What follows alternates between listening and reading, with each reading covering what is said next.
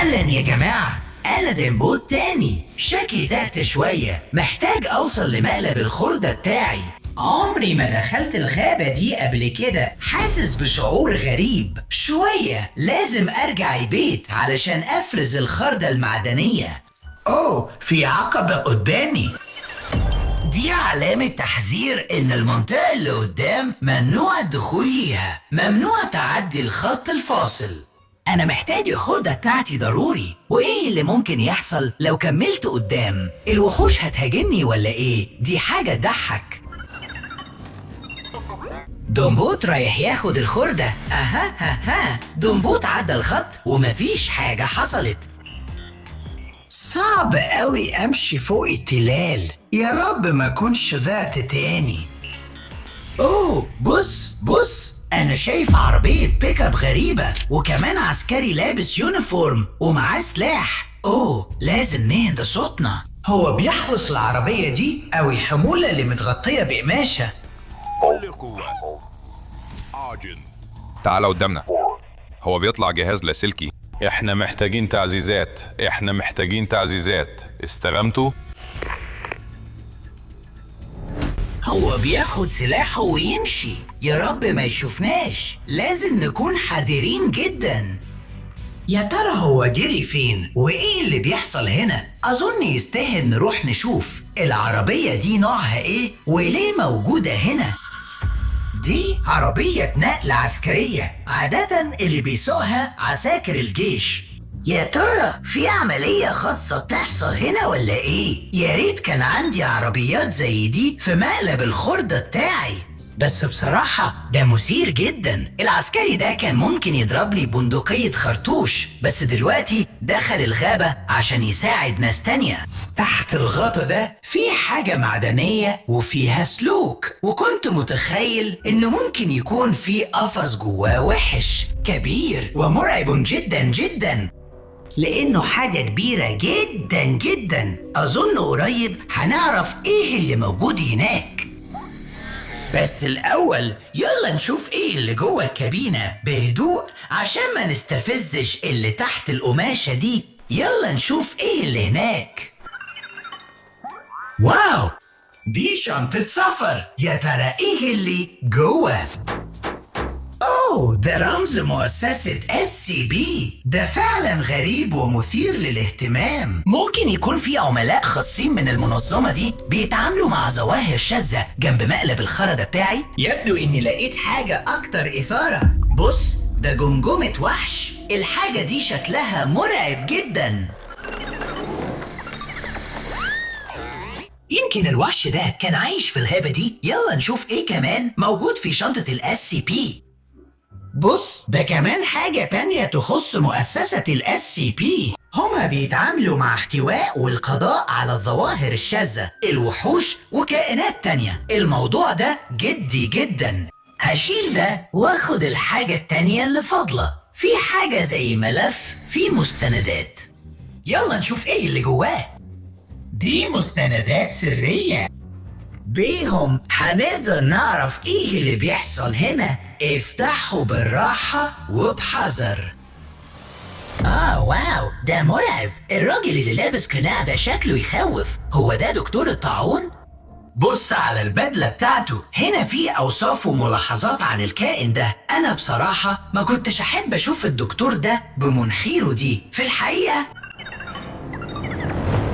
PP73 شكله مرعب جدا. مكتوب هنا إنك لازم تفضل تبص للكائن ده من غير ما تشيل عينك عنه لما تقابله. كويس إن الروبوتات ما ترمش وبتقدر تبص قد ما هي عايزة. البشر حظهم أقل شوية. بص هنا صورة المعركة بين عملاء خاصين والوحش ده. يمكن جم هنا بسببه. يا رب يقدروا يمسكوه في أسرع وقت. في مستند تاني هنا. إيه؟ لا، استنى. لا، إزاي ده ممكن؟ ده معناه إيه؟ مؤسسة SCP بتعتبرني كائن شاذ وبتطاردني كمان. عندهم صور ليا في مقلب الخردة بتاعي. هم فاكرين إني بمثل تهديد لمنظمتهم. إزاي ده ممكن؟ دومبوت عمره ما افتكر انه كان زعلان من حد. لازم اتعلم اكتر عن نفسي واثبت اني مش وحش. يلا بينا يلا بينا. هروح وادور على عملاء الاس سي بي واساعدهم. ساعتها هيفهموا ان دومبوت روبوت كويس. واو، ايه ده؟ دي حفر محفورة في الأرض وفي منها كتير في الحقل ده. يا ترى ممكن يكون في وحوش تحت الأرض جواها؟ المكان ده مرعب جدا. بص، في حفر كمان. لازم تكون حذر جدا عشان ما تدوسش في واحدة منهم. ممكن وحش يطلع من الحفرة دي ويسحبك تحت الأرض. دومبوت ما يقدرش ينزل تحت الأرض. أوه، ده درع عسكري غالبا اتنسي هنا. مصنوع من معدن قوي جدا جدا، أقوى حتى من دومبوت نفسه. درع زي ده بيتشال علشان يحمي من ضربات الناس التانية أو الوحوش. بس في فتحة في الدرع ده، واضح إن حد أو حاجة خبطته جامد جدا وما قدرش يستحمل. مع ذلك دومبوت بيدور على عملاء اس سي بي الخاصين.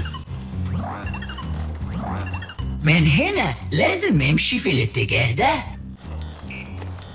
اوه، دي ايد، بس مش ايد بني ادم. شكلها مرعب ومشوه. هقرب وابص عليها اكتر. خلي بالك. خلي بالك.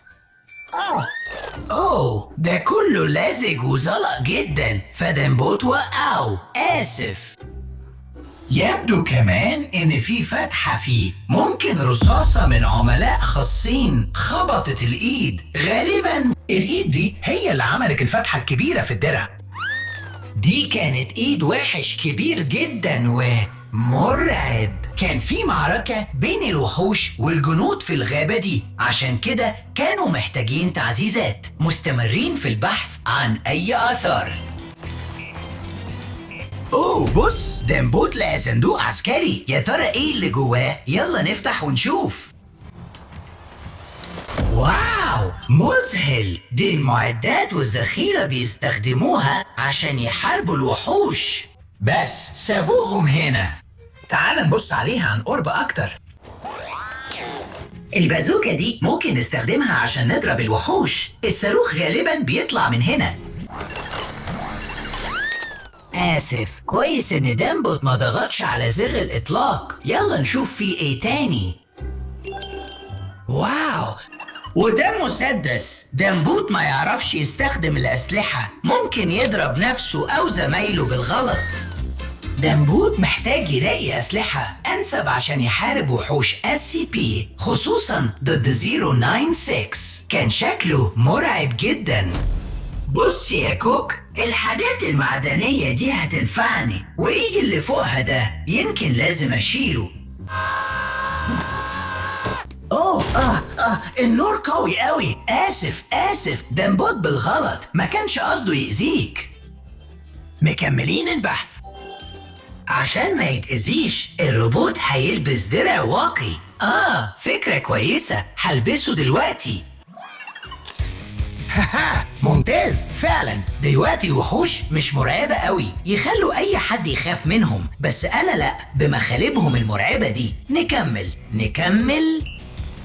يا نهار ابيض، يا لهوي، دي راس وحش اتدمرت من قريب جدا. لسه في اثار انفجارات هنا. ايوه صح، كان في قنابل يدوية انفجرت هنا، وراس الوحش دي اتقطعت. ايوه صح، الوحش ده اكيد مش عايش خلاص. ده راس وحش مرعب وبشع جدا. اظن اني هسيب المكان ده دلوقتي. هاخد معايا مفاجأة لجندي. لو شفته تاني اظن هيعجبه وهتكون مفيدة. زي كده هدية للعميل الخاص. يا بختي، لسه ما انفجرتش. انت مين؟ قنبلة يدوية. اهلا يا جندي. لفوا حوالين. ديلك، الجندي ما عجبوش القنبلة اليدوية. تمام، هسيبها هنا دلوقتي. بص، ايه اللي كان فعلا تحت القماشة؟ ده نظام قذف صواريخ. واو، ده سلاح خطير جدا خصوصا لتفجير الوحوش. ماذا لو السلاح ده مش معمول للوحوش لكن معمول عشاني أنا؟ القنبلة ما انفجرتش. هو مش مسلح. القاعدة سامعني؟ لقيت USB. تعليمات: آخر الكوكي هناك. انزل على ركبك على الأرض. من فضلك ما تعملش كده مستر سبيشال. يف بسرعة. ديسيمي 096 بنفسه مستر سبيشال ايجنت بيحارب مستر مونستر. روح هناك. اوه لا، الوحش هياكل الجندي. لازم اساعده صح. في صواريخ. دمبوت، اطلق الصواريخ علشان تخوف الوحش. هشبك على كمبيوتر المدفعية عن طريق كابل. جاري الإطلاق. الصواريخ في السماء. يا نهار أبيض، صاروخ! أنا شفت إن الجندي وقع. حاجة لونها أزرق. أيوة، ده كمبيوتر محمول بمساعدة كمبيوتر عميل مؤسسة SCP.